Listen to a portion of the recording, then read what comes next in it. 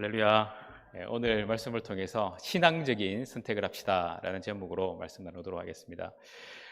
우리 성도님들 밀레라는 화가를 아시죠? 밀레가 만종이라는 그림을 그려서 이 명작이 되었습니다. 이 만종의 그림을 살바도르 달리가 이 그림에 나와 있는 이 감자 바구니가 아니라 어린아이의 관이었다라고 말을 했어요. 그러면서 한 예화를 들었는데, 이 밀레가 그림을 그릴 때에 슬픈 마음으로 이 그림을 그렸다고 합니다. 그래서 이제 태어난 아이가 죽어서 이 아이를 묻는 마음으로 그림을 그리다가 친구가 그 모습을 보면서, 이 친구야, 내가 보니까 이 그림이 너무 슬픈데 이 관을 바구니로 바꾸면 어떻겠어? 해서 그는 그 말을 따라서 바구니로 바꾸었는데 사람들에게 호평을 받고요. 결국 이것은 지금 밀레의 아주 중요한 그림 중에 하나, 만종이 되었다는 겁니다. 어떤 선택의 기로에 놓여 있을 때 내가 무엇을 선택하느냐, 이건 굉장히 중요한데요. 그 선택이 나의 인생을 완전히 바꿀 수 있다는 겁니다. 우리 이런 이야기를 하죠. B하고 D 사이에 뭐가 있습니까? C가 있습니다. 그래서 인생도 B하고 D 사이에 이 C가 있는데요. 인생은 B, 이 태어나는 birth, 그리고 죽음을 말하는 D, death. 그 중간에 있는 게 뭐냐? 바로 C, choice다라고 이야기를 합니다. 그래서 우리는 선택을 하느냐 마느냐, 이것이 인생 전부다라는 거예요. 오늘 이 자리에 앉아 있는 우리도 이곳에 오기까지 수많은 선택이 있었습니다. 그 선택의 결과가 무엇이냐 하면 지금 나의 이 모습이라는 거예요. 그래서 나의 과거를 내가 바꿀 수 없다면 지금 내가 어떤 선택을 통해서 나의 미래는 바꾸어질 수 있다는 거죠. 그래서 우리는 어떤 선택을 하느냐, 그것이 나의 인생에 너무나 중요하다는 것을 우리는 인식하며 살아야 한다는 겁니다. 어떤 사람들은 이 선택을 할 때 아주 감정적으로 선택을 하시는 분들이 있습니다. 그래서 내 감정이 움직이는 데에 따라서 내 감정이 어떻게 움직이느냐, 그것에 맞게끔 선택을 하고요. 또 어떤 분들은 이 감정은 안 돼, 아주 이성적이어야 돼, 그래서 모든 사리분별력을 총동원해서 이성적으로 해결하려고 애를 쓰는 분도 있습니다. 그런데 이 세상에 딱 반으로 나누어서 감정적으로, 이성적으로 선택한다고 해도 그 모든 삶이 다 완벽할 수가 없었다는 거예요. 그러면 우리는 어떤 선택을 해야 되느냐? 우리는 하나님이 우리를 부르신 이유를 좀 깨달으면서 우리는 신앙적인 선택을 해야 합니다. 하나님이 나를 부르셨다면 하나님이 나를 부르신 그 이유에 맞는 그 선택, 더 나아가서 내가 눈으로 보는 것이 다가 아니기 때문에 눈으로 보는 것으로 선택하는 것이 아니라 그 이면을 볼 수 있는 선택을 해야 한다는 거예요. 잠언 14장 12절 말씀에 보면 어떤 길은 사람이 보기에 바르나 필경은 사망의 길이다라고 말합니다.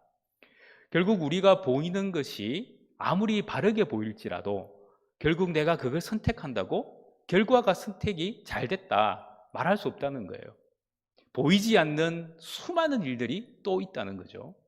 그래서 나의 선택이 올바른 선택, 제대로 된 선택, 이것은 어떻게 보면 나중이 되어야 그 선택이 맞는지 아니면 그 선택이 잘못됐는지를 알 수가 있습니다. 그렇다면 신앙의 선택은 무엇일까요? 오늘 그 선택을 좀 발견했으면 좋겠어요.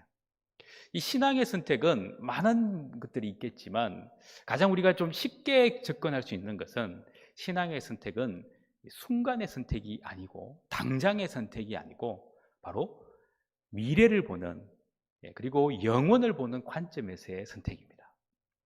여러분들과 제가 이곳에서, 이 장소에서 신앙생활을 하지만 우리가 장차를 생각해 보면 우리는 천국이라는 곳에 들어가게 됩니다.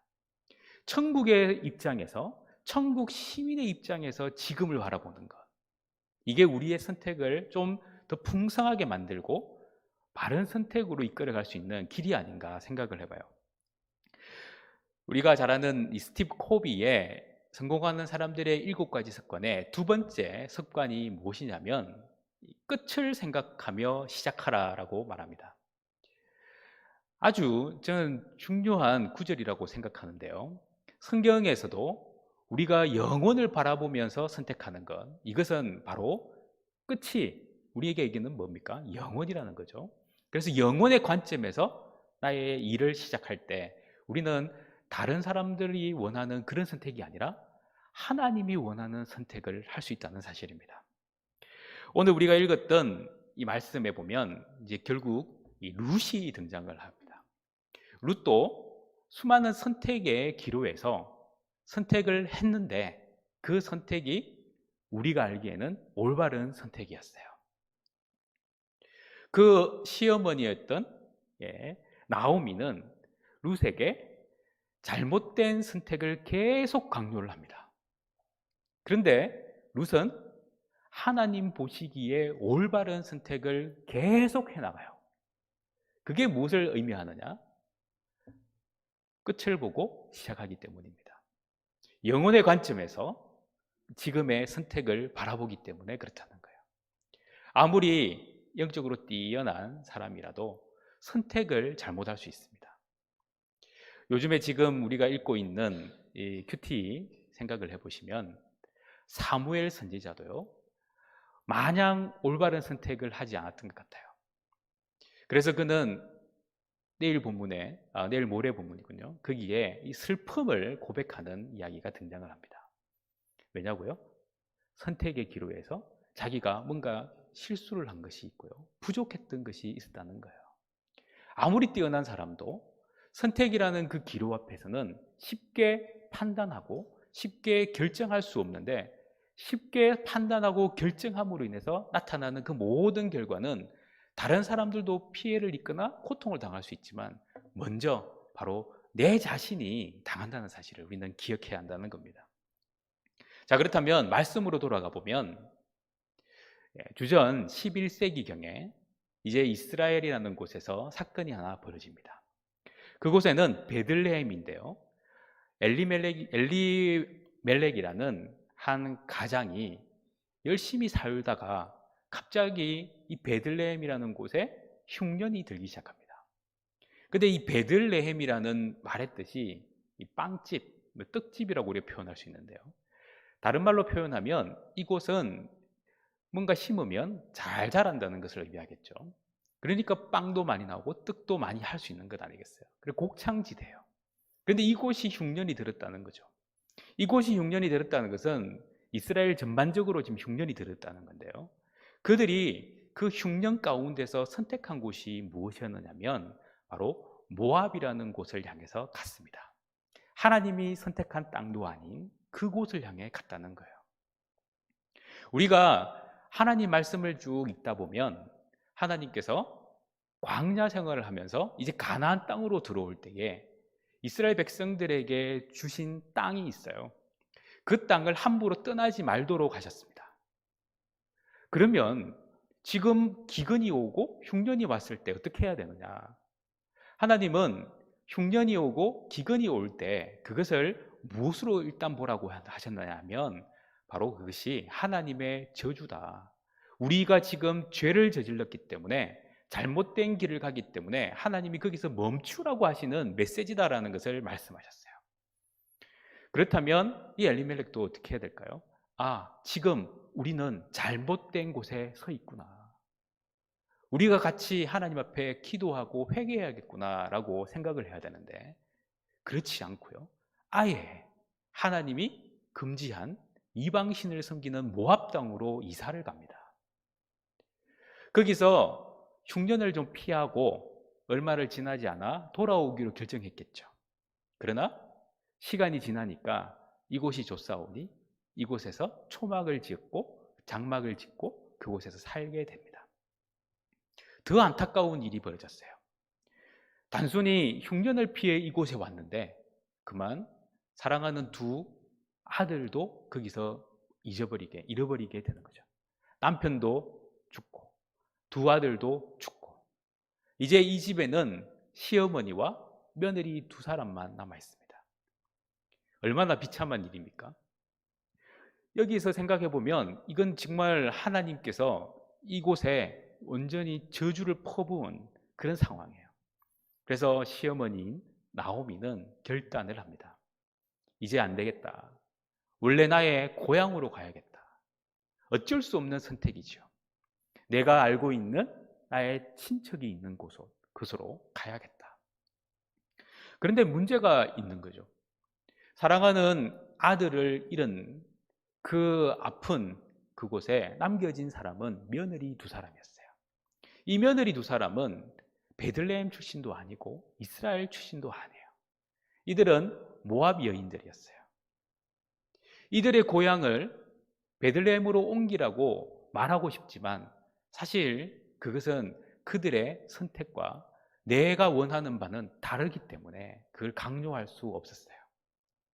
그래서 그들이 원래 있던 그 고향에 남으라고 이야기를 하고요. 자기는 베들레헴으로 가겠다 말합니다. 그때 며느리들은 효심을 발휘합니다. 어머니, 우리는 갈 수 없어요. 어머니가 가는 곳에 저도 따라갈 거예요. 계속 이렇게 간절한 소망을 말하니까 아주 단호하게 이야기를 합니다. 이 당시에 있었던 이 계대 결혼이라는 이 제도가 있었는데요. 첫 번째 아들이 죽으면 이 두 번째 아들이 이 첫 번째 아들의 그 며느리에게 씨를 주어서 자녀를 생산할 수 있는 기회를 주는 거죠. 그런데 그 아들이 지금 다 없어요.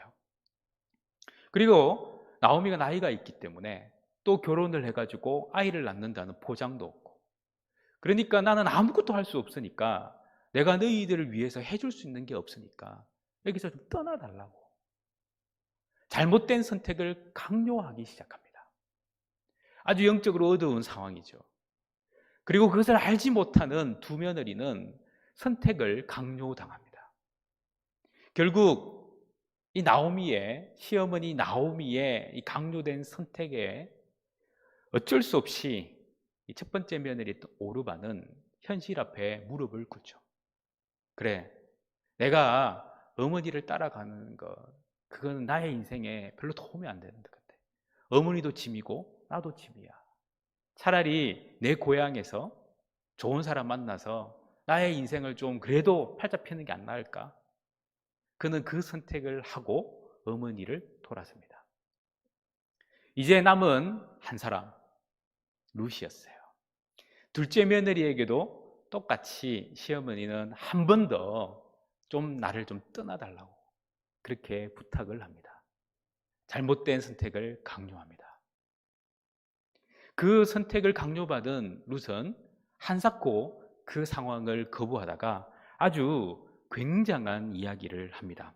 16절 말씀인데요.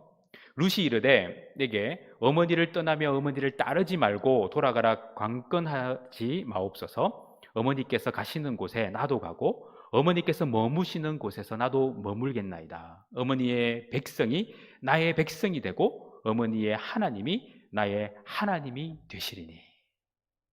어마어마한 신앙 고백이 등장을 합니다. 어떻게 룻이 시어머니를 섬기면서 갈등도 있고요. 분명히 남편이 죽었기 때문에 더 이상 시어머니를 복양할 수 없다는 것도 알매도 불구하고 그의 결단은 상상을 초월하는 결단이 시작된 거예요. 두 운명의 여인, 오르바와 룻. 룻은 어리석은 선택을 하는 것 같습니다. 자기의 고향도 아닌 전혀 생소한 그 부모님의 시어머니의 고향으로 돌아가는 것. 그것은 어떻게 보면 불구덩이에 자기 몸을 던지는 것 아니겠습니까? 그것을 그는 스스로 선택을 해요. 아주 지혜롭고 명석하게 보이는 오르바. 그래, 현실은 선택이야. 지금 내가 선택 잘못하면 내 인생 시어머니한테 붙잡혀서 완전 잃어버린 인생이 될 거야. 차라리 새로운 인생을 찾을 거야 했던 그 오르바의 현명해 보이는 그 선택. 그런데 시간이 지나고 성경은 오르바의 이름은 사라지고 룻은 영원히 남아 있습니다. 영혼의 관점에서의 선택, 바로 이것입니다. 지금 당장 나에게 떨어지는 콩고물에 관심을 가지면 우리는 그 콩고물이 썩어 문드러지면 내 인생도 썩어진다는 것을 기억해야 합니다. 그러나 지금 내가 받아들여야 될 것이 아직까지 설익은 것 같고 아무것도 알지 못하는 것 같은데, 그 영혼의 관점에서 볼 때 그것은 나의 인생의 가장 중요하고 큰 일이라면 우리는 그것을 선택해야 한다는 것이죠. 예수님이 이러한 선택에 대한 아주 기가 막힌 표현을 하나 하셨습니다. 마태복음 13장 44절에 보면 천국은 마치 밭에 감추인 보화와 같으니 사람이 이를 발견한 후 숨겨놓고 기뻐하며 돌아가서 자기의 소유를 다 팔아 그 밭을 사느니라. 옛날에는 이 화폐가 이 금속으로 돼 있잖아요. 그러다 보니까 이걸 놔둘 데가 없으니까 사람들이 함에다 넣어가지고 땅을 파고 구덩이를 파고 이렇게 숨겨둡니다. 근데 이 전쟁이 일어나거나 아니면은 가정이 갑자기 몰락을 하고 주인이 뭐 죽어버리면 어디에 파놓았는지 모르다가 어느 날 밭일을 하는데 갑자기 뭔가가 나오는 거예요. 그리고 일하는 사람이 아니까 와, 이거 이 주인이 모르고 있는 건데 내가 이것을 차지하려면 어떻게 해야 될까요? 예, 내가 가지고 있는 모든 것을 팔아서, 그 찬양에 나오는 것처럼 집 팔고 냉장고 팔아가지고 어쨌든 사야 되는 거예요. 그래서 이 밭이 내 밭이 되면 이 돈도 이 금덩어리도 이 보물도 내 것이 되는 거예요. 오늘 우리가 생각을 해보면 우리의 관점이 지금 내 찰나의 관점이 있다면 그렇게 할 수가 없어요. 아이고, 내가 돈이 어디 있어. 내가 지금까지 이 집 살라고 얼마나 애를 썼는데, 내가 지금까지 이 적금 통장 안 깰라고 얼마나 애를 썼는데, 이런 생각해 보면 보물을 가질 수가 없어요. 그런데 영혼의 관점에서 지금 내가 가지고 있는 것을 다시 한번 생각해 보면 아무것도 아닐 수 있다는 사실입니다.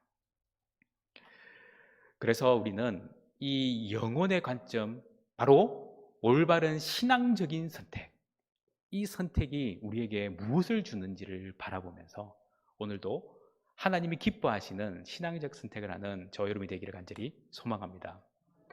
그렇다면 이 신앙적인 선택을 하면 어떤 일이 벌어지느냐? 그 첫 번째는 바로 구원을 얻게 된다는 사실입니다.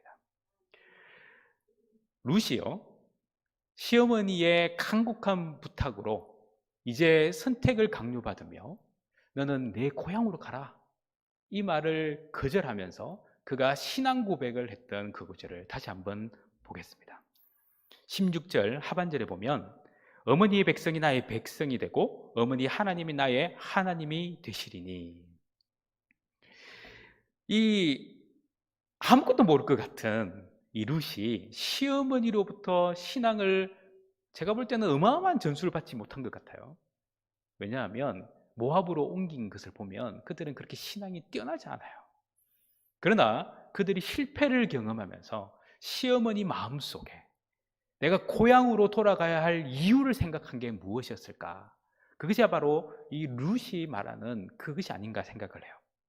나는 하나님의 백성이야. 그래도 내 하나님은 여호와 하나님이야. 그분에게 돌아가는 것이 내가 살 길이야.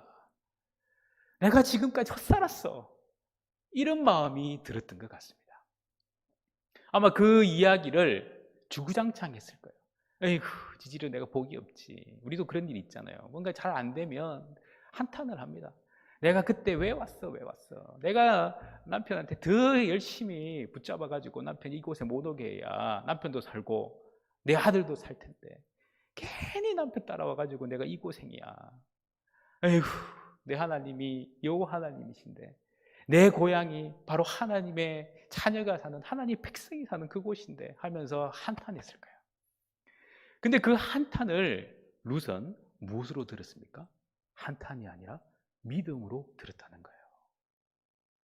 오늘 우리가 하나님을 바라보고 말씀을 들을 때 누군가의 한탄으로 듣거나 누군가의 하소연을 듣지 말고요, 그게 내 말씀으로 듣기 시작할 때 역사가 일어나는 겁니다. 룻이 바로 그런 거예요. 어머니의 한탄, 어머니의 한숨, 그것이 바로 내 믿음이야. 그래, 내가 한숨 쉬는 것, 차라리 어머니가 한숨 쉬는 그 하나님을 내가 만나고 한숨 쉬어야 되겠다. 그 결정을 그룻이 했던 것이죠. 결국 룻은 구원을 얻습니다. 왜냐고요? 바로 바른 선택, 신앙적인 선택을 했기 때문에 그렇습니다.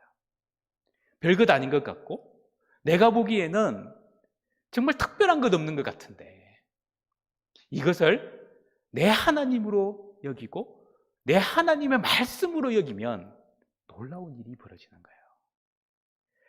예수님도 이렇게 말씀하십니다. 영접하는 자, 곧 그 이름을 믿는 자들에게는 하나님의 자녀가 되는 권세를 주셨으니. 우리가 진정으로 주가 원하시는 믿음의 고백을 할 때 우리의 인생에 놀라운 역사가 일어나는 거예요. 예수님을 영접할 수 있는 믿음을 선택하고 신앙을 선택할 때 우리의 인생은 구원의 역사가 일어날 줄 믿습니다. 계시록 3장 20절 말씀에 보면 볼지어다 내가 문 밖에 서서 두드리노니 누구든지 내 음성을 듣고 문을 열면 내가 그에게로 들어가 그와 더불어 먹고 그는 나와 더불어 먹으리라 말씀합니다. 영국의 화가 윌리엄 홀든 헌트라는 분이 세상의 빛이라는 그림을 그렸어요. 이 예수님의 문 두드리는 장면을 그렸는데요. 여기에 나와 있는 문에는 문고리가 없습니다. 이것을 왜 이렇게 그렸느냐? 바로 문고리가 안쪽에 있었어요. 문을 열 수 있는 권한은 누가 있습니까? 바로 안사람이 안사람, 집안에 있는 사람. 왜 이런 그림을 그렸느냐? 계시록 말씀처럼 주님은 문을 두드리고 있을 때 내가 문을 열 수 있느냐 없느냐 그 선택을 하라는 거예요. 오늘 우리 가운데에 하나님은 계속 우리 마음속에 말씀으로 문을 두드리고 있습니다. 그 말씀의 문을 내가 두드리시는 그 손길에 그 소리에 귀를 기울인다면 어떻게 해야 되나요? 문을 과감하게 열어야 되겠죠. 내 마음 문이 활짝 열려가지고 주의 말씀이 내 마음속에 쑥 들어올 수 있도록 그때에 하나님이 나의 인생을 움직이시고 그때에 나의 인생에 새로운 경험을 허락해 주신다는 겁니다. 오늘 우리가 마음문을 열고 있느냐? 주님 물으십니다. 어떻습니까? 신앙의 선택을 하십시오. 주님 오늘 네가 진짜 주의 말씀을 내 말씀으로 믿느냐? 하나님이 말씀하시는 그 말씀을 하나님의 말씀으로 들으면서 나의 마음의 문을 열고 있느냐? 주가 물으십니다. 마음껏 들어오시라고, 마음껏 역사하시라고 활짝 여러분의 마음 문을 여는 놀라운 인생이 되시기를 간절히 소망합니다.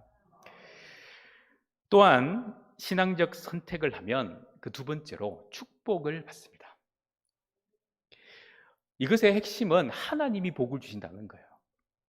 그래서 하나님이 계신 곳에 우리는 선택을 해야 되는 거예요. 하나님이 계신 그곳을 선택하는 사람. 왜? 하나님이 복이기 때문에 그렇습니다. 그런데 있잖아요. 눈으로 보는 것. 이곳은 정말 대박 터질 것 같은데 그곳은 하나님이 안 계신 경우가 많아요. 어떻게 보면 우리가 고난의 자리, 좀 역경의 자리, 힘들고 어려운 수고의 자리에 하나님이 계실 때가 많아요. 왜 그럴까요? 하나님만 의지하게끔 하기 때문에 그래요. 그래서 신앙의 선택은 내가 보이는 축복을 쫓아가는 게 아니라 보이지 않지만 하나님의 임재가 있는 그곳을 쫓아가야 한다는 사실입니다. 그래서 룻은 무엇을 선택합니까? 고난을 선택합니다. 시어머니를 선택하는 거예요. 고난의 길이 활짝 열렸어요. 시어머니를 선택해서 어떤 일이 벌어질 수 있는지 생각해보면 암담한 현실밖에 없어요. 그러나 그것을 선택합니다. 그곳에 뭐가 있다고요? 시어머니의 하나님이, 내 하나님이 계시기 때문에 그것을 선택하는 거예요. 그래서 룻기 1장 17절 말씀에 보면 어머니께서 죽으시는 곳에서 나도 죽어 거기 묻힐 것이라 만일 내가 죽는 일 외에 어머니를 떠나면 여호와께서 내게 벌을 내리시고 더 내리시기를 원하나이다 하는지라. 얼마나 비장한 각오인지 모릅니다. 어머니, 내가 죽을 때까지 복양할게요. 우리는 이 어버이 주일을 맞이하면서 과연 이런 마음이 옛 속에 있을까 생각해 보면 참 곤란한 경우들이 많죠. 왜냐고요? 우리는요, 내가 원하는 것이 하나님의 뜻되기를 얼마나 갈망하는지 몰라요. 그러다 보니까 하나님의 뜻과 내 뜻이 너무나 달라질 때 우리는 실망과 좌절에 빠지거든요. 근데 룻이 선택한 걸 보면 내 뜻이 하나님 뜻 되기를 원하지 않고 차라리 어머니의 뜻이 하나님 뜻 되기를 원하고 있어요. 이게 바로 신앙적인 선택입니다. 결국 하나님은 어떤 일을 이루어 주십니까? 하나님은 축복의 대로를 열어주십니다. 생각지도 않는 일들이 벌어져요. 어머니를 복양하기 위해서 벼베 는 사람들과 함께 일을 나가죠. 왜냐하면 이삭을 죽기 위해서. 가난하니까 땅도 없고 아무것도 없으니까 가난한 사람들을 위해서 마련해 놓은 이 이삭들을 그는 죽기 시작을 합니다. 그런데 하나님의 계획은 그곳에 있었습니다. 어머니를 복양하기 위해서, 먹고 살기 위해서 몸부림치면서 이삭 죽으러 나갔는데 그곳에 누가 있었느냐? 바로 하나님의 계획하신 보아스가 그곳에 있었다는 사실입니다. 바로 이 룻의 인생에 기업을 물을 수 있는, 우리가 히브리어로 고매를 할 수 있는, 죄송합니다. 할 수 있는 그 일을 하나님께서 이루어 주셨다는 사실이에요. 하나님은요, 이렇게 놀라우신 분이십니다. 그런데 하나님은 보이지 않게 놀랍게 역사하십니다. 그래서 우리는 보이는 것에 집중하지 않아야 하는 거예요. 믿음으로 집중해야 됩니다. 믿음의 길을 붙드셔야 돼요. 그래야 하나님의 역사는 나타난다는 거죠. 하나님이 만드신 그 일을 누가 알 수 있겠어요? 근데 하나님은 보아스를 준비하셔서 룻을 기다리게 하시는 거예요. 보아스의 마음을 움직이셔서 룻과 결혼을 하게 하셔요. 그리고 룻의 인생을 완전히 판도를 바꾸어 주셨다는 겁니다. 오르바 이야기로 한번 돌아가 보면 오르바는 더 이상 언급되지 않습니다. 오르바의 선택은 어떤 선택이었습니까? 신앙의 선택이 아니다 보니까 그 사람이 축복을 받았는지 저주를 받았는지 알 수는 없어요. 그러나 분명한 것은 하나님의 백성이 아니기 때문에 그는 영원한 형벌 가운데 들어간 인생이 되었다는 겁니다. 룻과 비슷한 이름을 가지고 있는 롯, 아브라함의 조카였어요. 그도 분명히 신앙을 가지고 있는 사람인데도 불구하고 그가 선택에 문제가 있었어요. 그는 어디로 갈지를 삼촌 아브라함이 묻자 싹 돌아보니까 제일 좋은 땅이 어딘가, 제일 좋은 학군이 어딘가 생각해 보니까 이게 이 소돔 땅인 거예요. 그곳에 갔더니 너무 좋아해야 되는데 아주 불행한 인생을 살고 있었어요. 결국 하나님은 그 땅을 어떻게 하십니까? 무너뜨리십니다.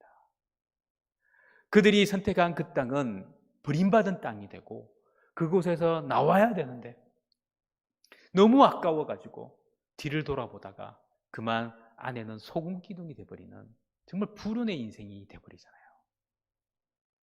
오늘 우리에게 펼쳐져 있는 선택, 어떤 선택을 원하세요? 신앙적인 선택을 결정하십시오. 하나님, 보이지 않는 하나님의 손길을 결정합니다. 하나님의 임재가 있는 그것을 결정합니다. 주님, 나와 함께 해주세요.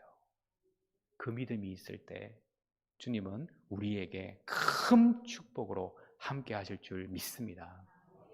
세 번째로 신앙적 선택을 하면 영광을 얻습니다. 이 영광이라는 것은 아무리 우리가 애를 써도 만들어지는 게 아닙니다. 사람의 영광은 한순간에 사라져버립니다. 그런데 하나님이 마련하신 영광, 하나님이 우리에게 주시는 그 영광은 영원한 영광이에요. 룻이 보아스하고 결혼을 했는데요, 아들을 낳았어요.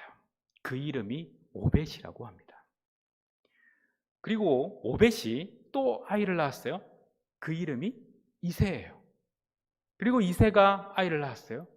그 이름이 다윗입니다. 이스라엘의 두 번째 왕이 되는 하나님의 마음에 합한 사람, 바로 다윗 왕이 태어나는 겁니다. 더 놀라운 사실은요, 이 마태복음의 말씀 보면, 마태복음 1장 5절에서 6절에 보면 살몬은 라합에게서 보아스를 낳고, 보아스는 루드에게서 오벳을 낳고, 오벳은 이새를 낳고, 이새는 다윗 왕을 낳으니라 하면서 룻의 이름이 예수님의 족보에 기록되는 놀라운 역사가 일어나는 거예요. 우리 하나님의 역사가 바로 이것입니다. 하찮은 이방 여인이었고, 남편이 죽어서 인생 종쳤다 생각했고, 종친 인생 시어머니 따라가지고 그래도 내가 죽음이라도 불사하고 불구덩이로 한번 들어가보자 생각했는데, 하나님은 그를 불구덩이에 세운 것이 아니라 가장 영광스러운 예수님의 족보에 이름을 올리게 하셨다는 사실입니다. 결국 우리가 선택해야 될 것은 무엇입니까? 우리가 선택하는 것은 내가 원하는 것이 아니라 하나님이 기뻐하시는 것을 선택하는 겁니다. 지금 내가 하나님이 기뻐하시는 건지 몰라요. 그렇다면 내가 편한 것을 선택하지 말고 하나님이 마음에 들게끔 하는 선택을 하십시오. 내가 좀 불편하고, 내가 좀 고난스럽고, 내가 더 애를 좀 써야 되는 것이 있더라도 하나님이 만족할 만한 것들, 그것을 선택하기를 간절히 소망합니다. 그때 우리 인생은 변화될 줄 믿습니다. 다시 밀레의 이야기로 한번 돌아가 보겠습니다. 프랑스의 화가 밀레는 지금은 어마어마한 화가가 되었죠. 그의 작품은 다 명품입니다. 글작품입니다. 그런데 그가 처음부터 그런 화가가 되지 못했어요. 그는 돈을 벌기 위해서 부끄러운 이 누드화를 그렸다고 합니다. 그런데 전시장에서 자기의 그림을 보고 있는 두 청년이 낄낄거리면서 이야기를 했대요. 어휴, 모질이, 얼마나 돈이 벌고 싶으면 이 그림 실력으로 누드화를 그리고 있어. 그 이야기에 밀레가 충격을 받았어요. 내가 진짜 모질이야? 내가 왜 이렇게 저 젊은 청년으로부터 손가락질 받고 있지? 이제 누드화를 버리고 하나님을 경외하는 농부들의 삶으로 돌아가야겠다. 그래서 그는 가장 목가적이고 가장 근본적인 농사를 짓고 있는 농부의 모습들을 그리기 시작했다는 겁니다. 결국 그것이 명품을 만들었습니다. 오늘 여러분들의 선택, 주가 기뻐하시는 선택을 하십시오. 하나님이 박수를 칠 수 있는 선택을 하십시오. 하나님이 벌떡 일어나서 나를 안아주고 싶어하는 선택을 하십시오. 그 선택이 여러분의 인생을 완전히 바꾸어서 가장 영광된 자리에 앉혀주실 겁니다. 신앙의 결단, 신앙적인 선택, 여러분들이 하셔야 합니다. 하지만 그 선택의 가장 근본을 깨닫고 하나님이 원하시고 하나님이 뜻하시고 기뻐하시는 선택 가운데 들어가는 저와 여러분이 되기를 간절히 축복합니다.